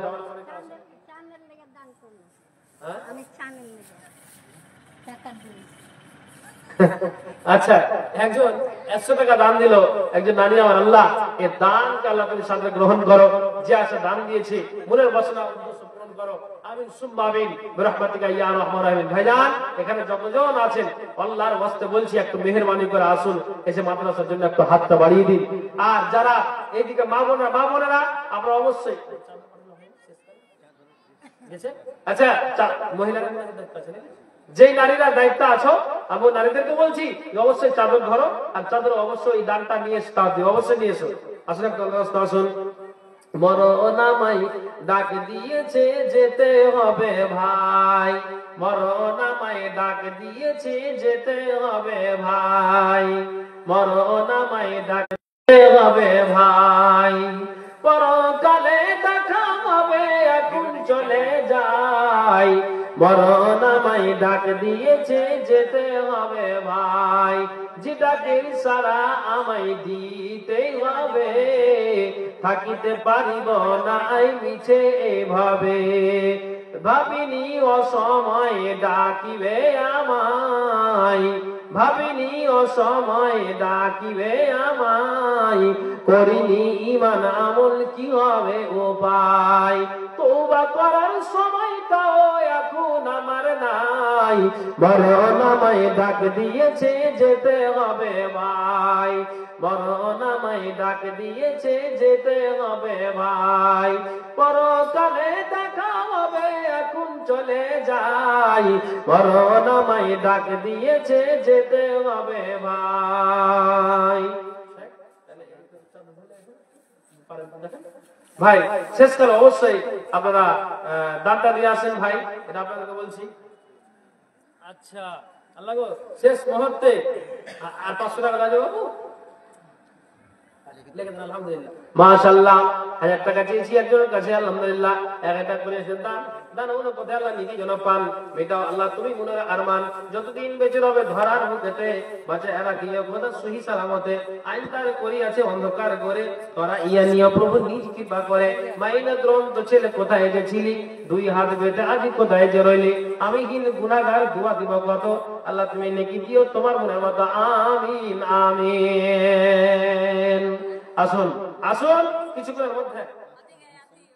আলহামদুলিল্লাহ, মাস্টার হোসেন উনি 5000 টাকা দিয়েছে। আল্লাহ গো, এই দানকে আল্লাহ তুমি সাদরে গ্রহণ করো, যে আশা দান দিয়েছে আল্লাহ তুমি মনের বাসনা উদ্দেশ্য আল্লাহ তুমি পূরণ করো। আল্লাহ মাস্টার হোসেন উনি 5000 টাকা আল্লাহ দান দিয়েছে। এই আল্লাহ যেটা বলছিলাম যে আপনার 5000 টাকা দেওয়ার শক্তি আছে, আমি 1500 চেয়েছি সেটা কথা নয়, আপনি পারলে অবশ্যই আপনি দেন ইনশাআল্লাহ, আল্লাহ তাআলা আপনার দানকে কবুল করবেন। ভাইজান আসুন ভাই, 500 টাকা করে, 2000 5000 করে, ভাই 200 100 করে এই মাদ্রাসার জন্য একটু দানা হাত থেকে বাড়িয়ে দিন ভাই, কেউ আপনার ফাঁকি দিয়েন না ভাই, একটু বড় করে স্মরণ করে চলুন। ভাই রে, এই নতুন সালকে যারা আমরা মানাচ্ছি একটু তো ভাবা উচিত যে আমার 1 বছর গত হয়ে গেল, 1 বছর আমার পার হয়ে গেল, তার মানে আমার আয়ু তো কমে গেল, কিন্তু সেটাকে না ভেবে আর আনন্দ উল্লাস করছি যে সামনে আমরা 2025 কে পেয়েছি, তো আমরা এই করবো ওই করবো। ভাইরে মানুষ, কখন আপনার মগজে ঢুকবে আপনি ভাববেন কখন। অতএব একটু আসুন, এসে আল্লাহর ওয়াস্তে এই মাদ্রাসার জন্য, হিফজুল কোরআন মাদ্রাসার জন্য দানা হাত থেকে বাড়িয়ে দিন। মা বোনেরা আপনাদের কাছে অবশ্যই হয়তো চাদর গিয়েছে, চাদরে অবশ্যই আপনারা কি করেন, এই দানটাকে আপনারা দিয়ে পাঠান। হ্যাঁ চাদর হয়ে যাবে। ভাই আপনার চাদরটা দেন, একটু ঘুরুন দেন, আসলে একটু আল্লাহ আসুন, আর 500 টাকা লিখে দিবেন, হবে না? লিখে দেন, 500 টাকা লিখে দেন, 500 টাকা বাদ, আলহামদুলিল্লাহ। আল্লাহ 500 টাকা দান, 1000 টাকা দান, 500 টাকা আল্লাহ নগদে, 500 টাকা বাকিতে আল্লাহ তুমি দানকে সাদরে গ্রহণ করো, জিয়াসা দান নিয়েছে বছর উদ্দেশ্য আল্লাহ গ্রহণ করো, আমিন সুম্মা আমিন বিরহমাতিকা ইয়া আরহামার রাহিমিন। ডাইনে বামে মাটি আমার মাটির বিছানা, ডাইনে বামে মাটি আমার মাটির বিছানা, ওই আমি মরে গেলে আমায় তোমরা ভুলে যায় না, ডাইনে বামে মাটি আমার মাটির বিছানা। মামন আপনাদের দানটা আসলো না, শেষে আমি একটা কথা বলি ভাই, যারা এখানে আছেন তার ভাগ্যে জুড়বে কি জুড়বে না আল্লাহ ভালো জানে, আমি বলতে পারবো না। ভাইজান আজকে যিনি এই জালসার প্রধান বক্তা, আমাদের সকলেরই সুপরিচিত, উনি রমাজান, উনি 500 টাকা দিয়েছে, আল্লাহ দানকে তুমি কবুল করো। তো ভাইজান আমি কথাটাকে লম্বা না করে শর্ট করে বলছি যে এই যে ইমানকে যদি তাজা করতে চাই, মরণকে বলে যদি স্মরণ আমরা করি, ইনশাআল্লাহ আমাদের ইমান বৃদ্ধি পাবে। তাহলে আজকে এই জালসার যিনি প্রধান, উনি এই শেষ জীবনে একটা বই লিখেছে, সেটার নাম হলো ইমানের শাখা সমূহ। ভাইজান এটা আপনি সামনে রমজান আসছে, যারা কোরআন পড়তে জানেন, কোরআন পড়ার পরে অন্তত 2 পাতা 1 পাতা করে আপনি বইটাকে সাথে নিয়ে পড়বেন, অবশ্যই আশা করে যে আপনার ঈমান তাজা হবে।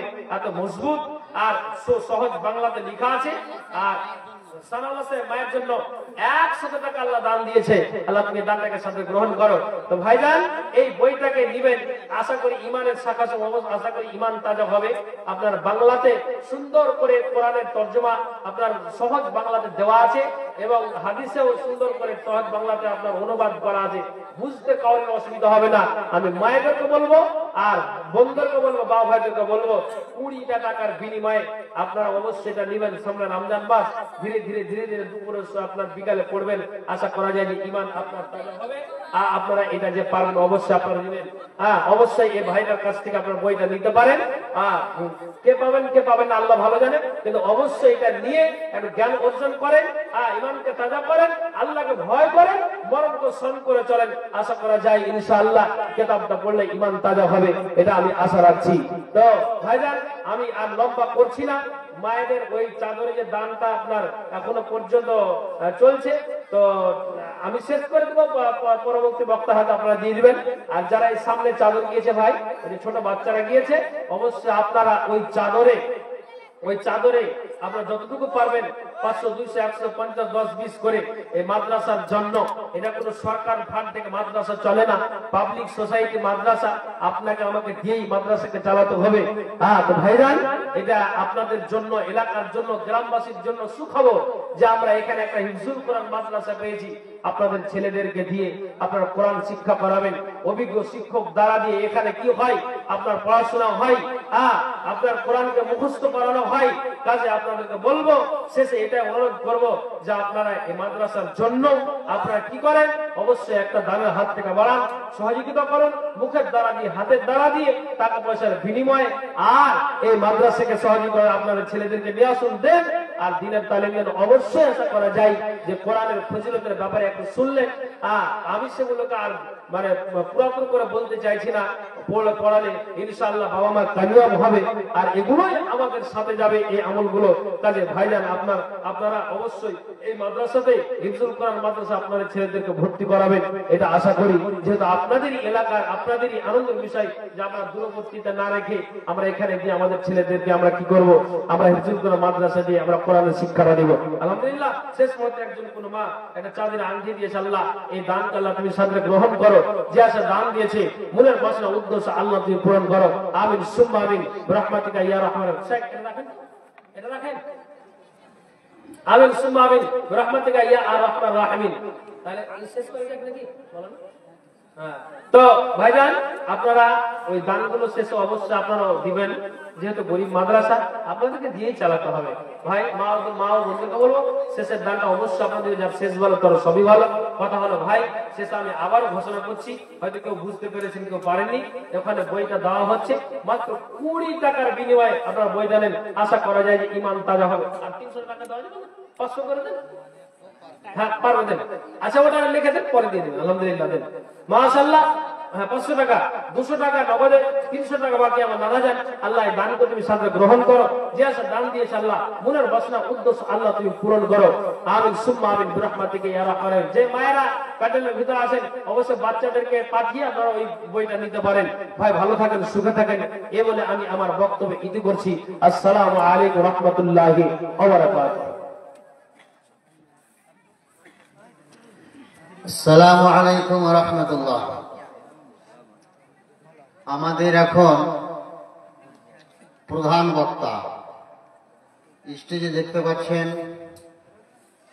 তো প্রধান বক্তাকে উঠার সামান্য 2-4 মিনিটের জন্য আমি কিছু বলতে অনুরোধ করছি। ডক্টর নিজামুদ্দিন আবু তালেব, ডক্টর বলতে হতো, পাবলিক যারা আছেন আপনারা হয়তো বুঝবেন যে মেডিসিন ডক্টর নাকি। মেডিসিন ডক্টর নয়, তিনি হাদিস এবং কোরআনকে রিসার্চ করেছেন সৌদি আরবে। এই যে কোরআনের, এখানে আমাদের কোরআন মুখস্থ করা হচ্ছে, তিনি কোরআনকে রিসার্চ,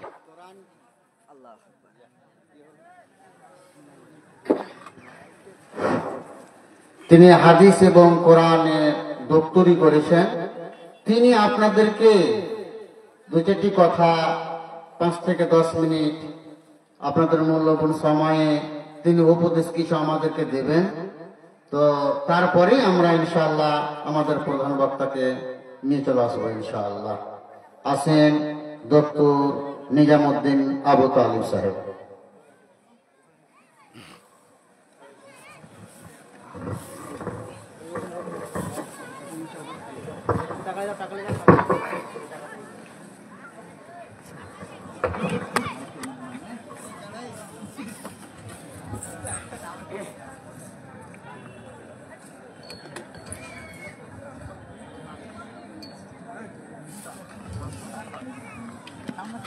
السلام عليكم ورحمة الله وبركاته. الحمد لله رب العالمين والصلاة والسلام على أشرف الأنبياء والمرسلين نبينا محمد وعلى آله وصحبه أجمعين ومن تبعهم بإحسان إلى يوم الدين وبعد. أعوذ بالله من الشيطان الرجيم. إنا نحن نزلنا الذكر وإنا له لحافظون. وقال النبي الكريم صلى الله عليه وسلم: خيركم من تعلم القرآن وعلمه.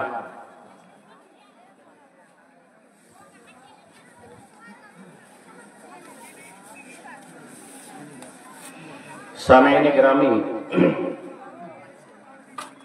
میں چند منٹ اردو میں بہت ہی آسان زبان میں قرآن کی فضیلت کیا ہے چند باتیں عرض کروں گا انشاءاللہ.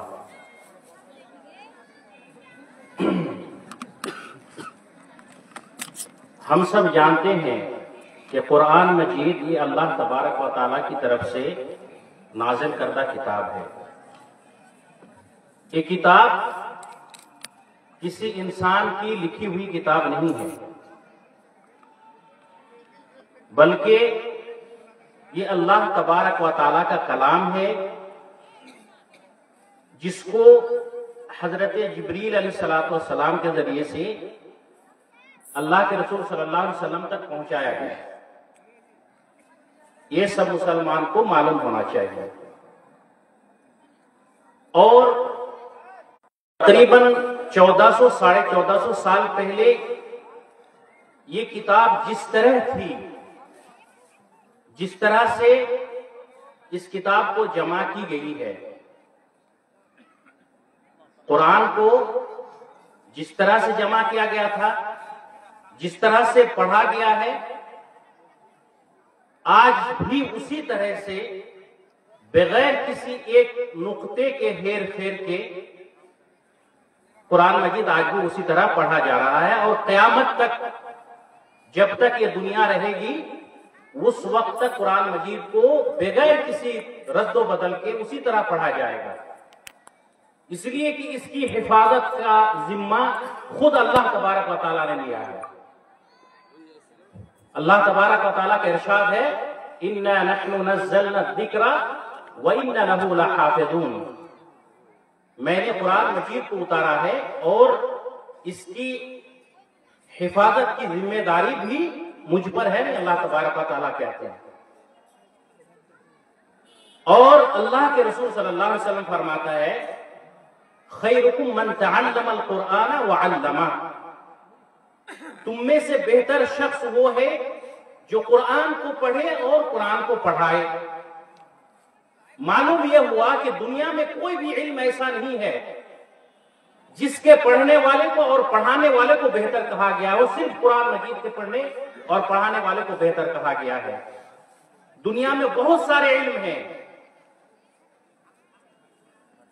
سائنس سے لے کے ایڈمنسٹریشن، اس طرح کے بہت سارے علم ہیں، لیکن کسی بھی علم کے پڑھنے اور پڑھانے والے کو خیرکم یعنی سب سے بہتر نہیں کہا گیا ہے.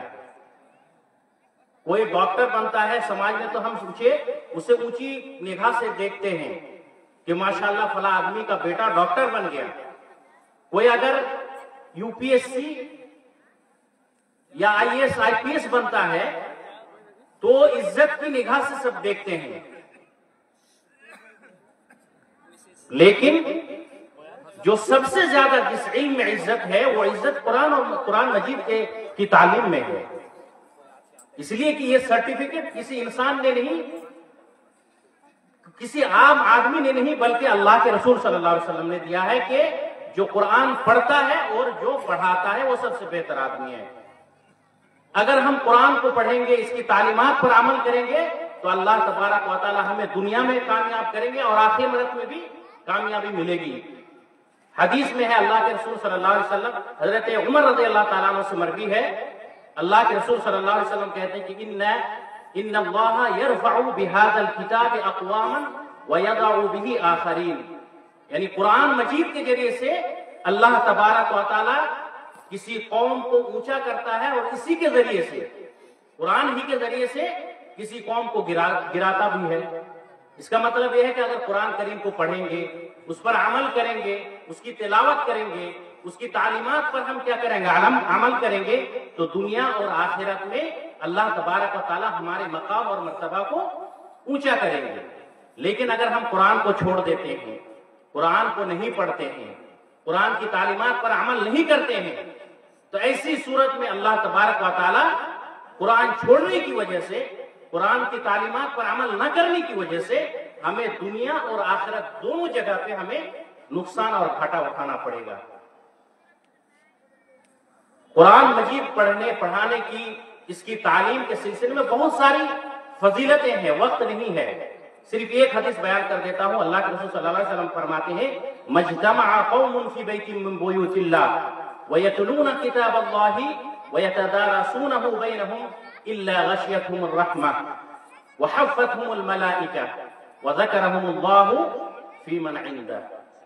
यानी कोई भी जमात, कुछ लोग अगर कुरान मजीद को पढ़ते हैं, आपस में समझने की कोशिश करते हैं, उसकी तिलावत करते हैं, कुरान मजीद को सीखते हैं, तो ऐसे लोगों के बारे में, इस जमात के बारे में अल्लाह के रसूल सल्लल्लाहु अलैहि वसल्लम का फरमान है कि उस पर अल्लाह तबारक व तआला की रहमतें नाज़िल होती हैं और इस मजलिस को फरिश्ते घेर लेते हैं और इस मजलिस का तज़किरा अल्लाह तबारक व तआला माला आला में करते हैं। इतनी बड़ी फजीलत है। और एक हदीस में है कि मन सलका तरीक़न यल्तमिसु फीहि इल्मन सहल अल्लाहु लहू बिही तरीक़न इलल जन्नह।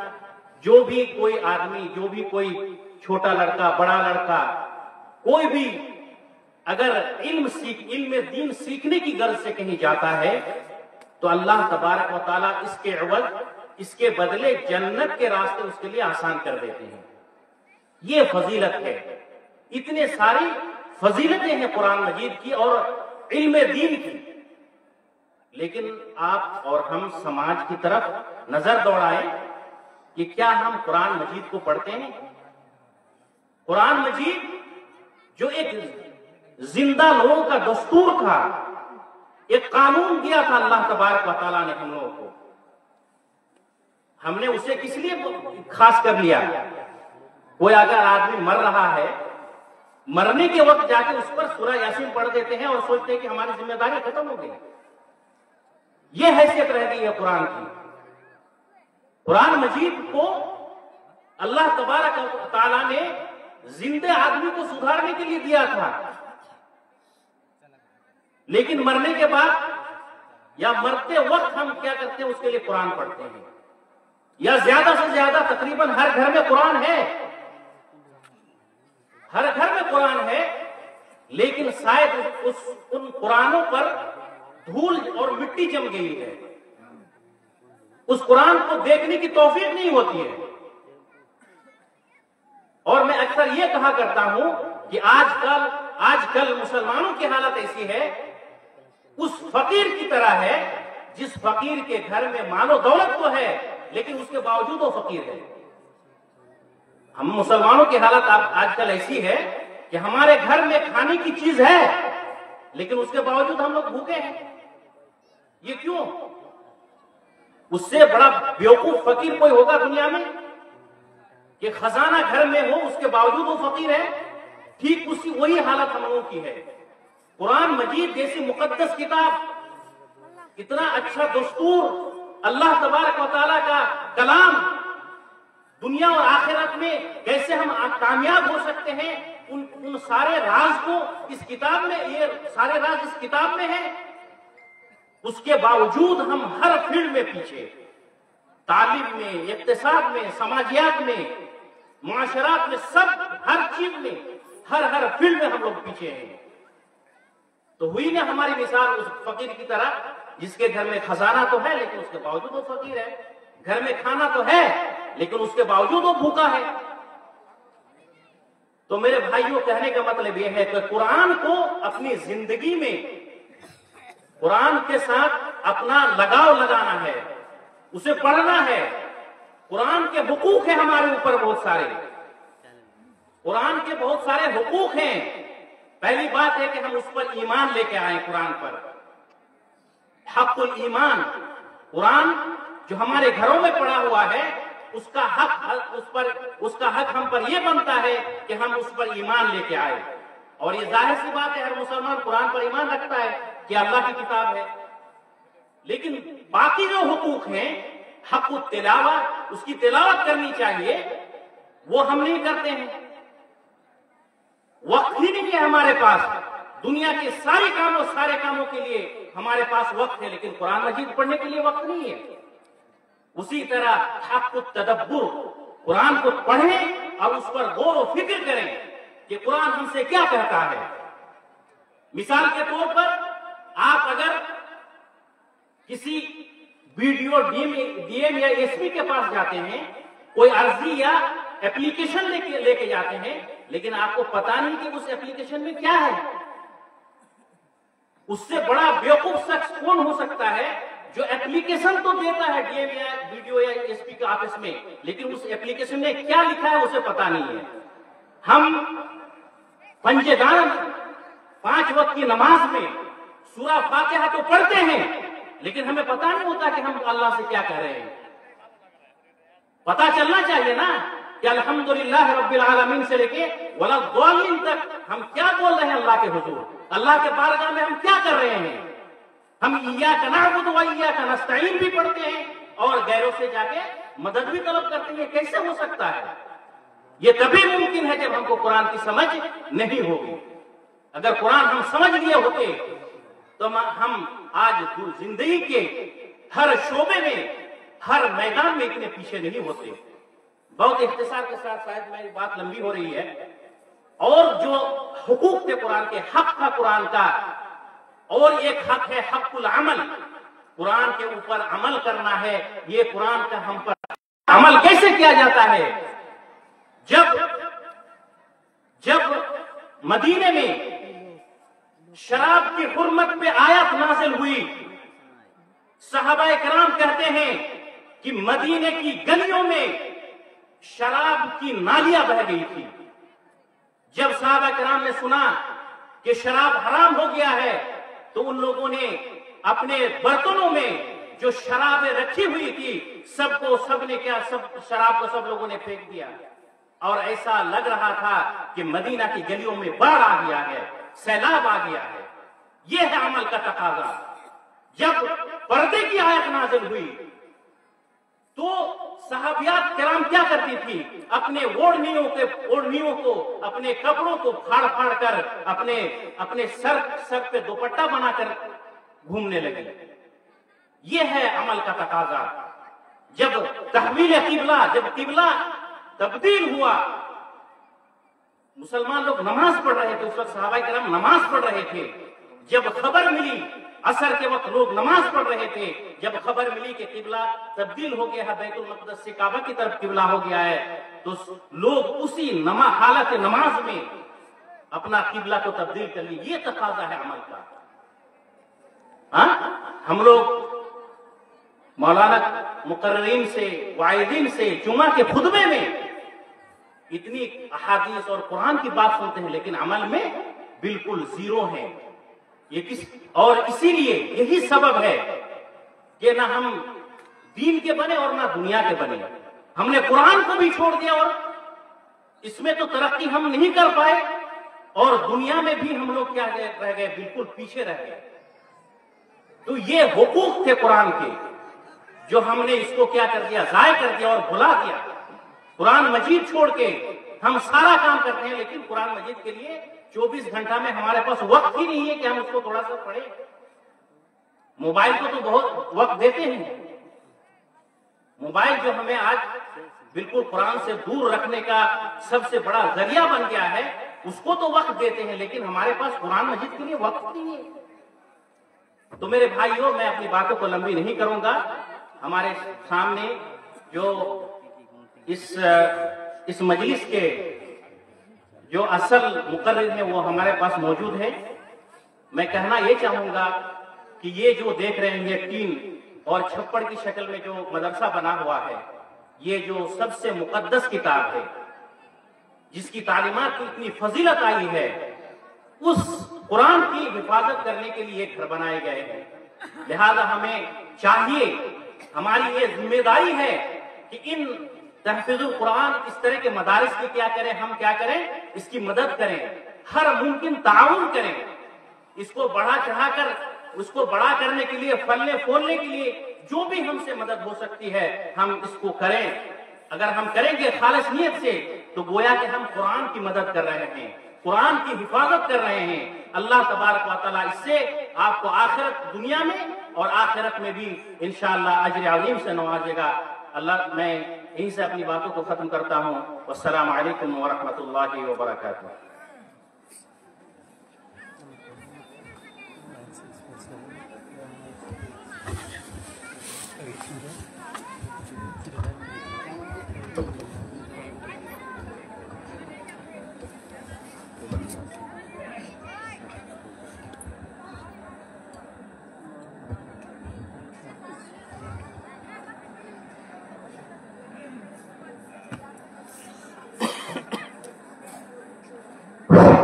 আসসালামু আলাইকুম রহমতুল্লাহ।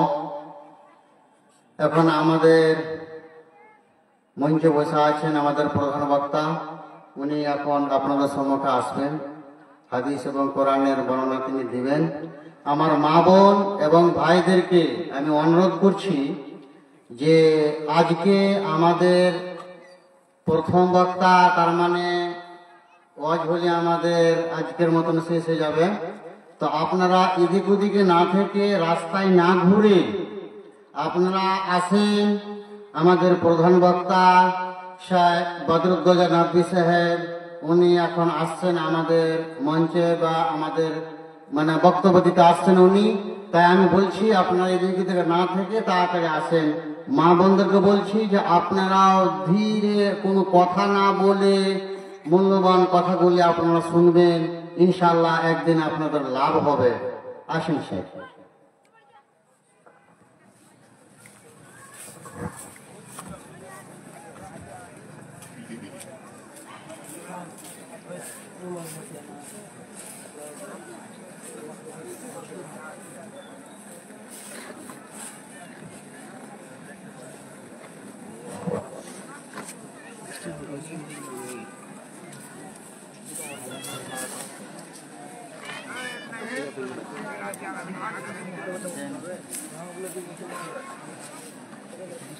सात परसेंट चार्ज 7%।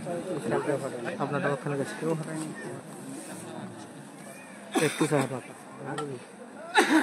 31 कितना लगे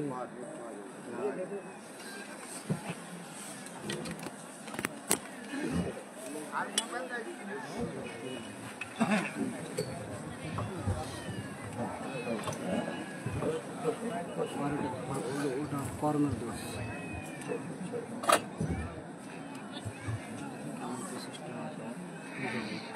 कोई चला लगा चलो ठीक है कोई ठीक है चला वो तुझे भी ना चाहिए भी करने से चेक काटे काटे बात दूरी में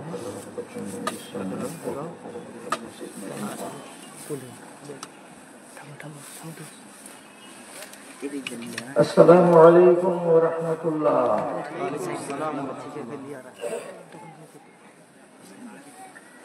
इन्नल हम्दुलिल्लाह नहमदुहु व नस्तईनुहु व नस्तगफिरुहु व नऊज़ु बिल्लाहि मिन शुरूरि अनफुसिना व मिन सय्यिआति अअमालिना। من يهده الله فلا مضل له ومن يضلل فلا هادي له واشهد ان لا اله الا الله وحده لا شريك له واشهد ان محمدا عبده ورسوله. اما بعد أعوذ بالله من الشيطان الرجيم بسم الله الرحمن الرحيم قل الحق من ربكم فمن شاء فليؤمن ومن شاء فليكفر إنا أعتدنا للظالمين نارا أحاطت به سرادقها وقال الله تبارك وتعالى فما لهم عن التذكرة معرضين كأنهم حمر مستنفرة فرت من قسورا শোনো গো প্রভু মোর এই নিবেদন, তোমাকেই ডাকি আমি বাঁচি যতক্ষণ, আমি বাঁচি যতক্ষণ। আকাশের তারাগুলি মিটি মিটি হাসে, জানি এরা তোমাকে শুধু ভালোবাসে, এরা শুধু ভালোবাসে। আমিও বাসি যেন তাদের মতো, তোমাকে ডাকি আমি বাঁচি যতক্ষণ, আমি বাঁচি যতক্ষণ। প্রবাহিত নদী নালা ফুল ফুল কানে, তোমারই ছুটে চলে শুধু মনে প্রাণে, এরা শুধু মনে প্রাণে। আমিও ছুটি যেন তাদেরও মতন, তোমাকে ডাকি আমি বাঁচি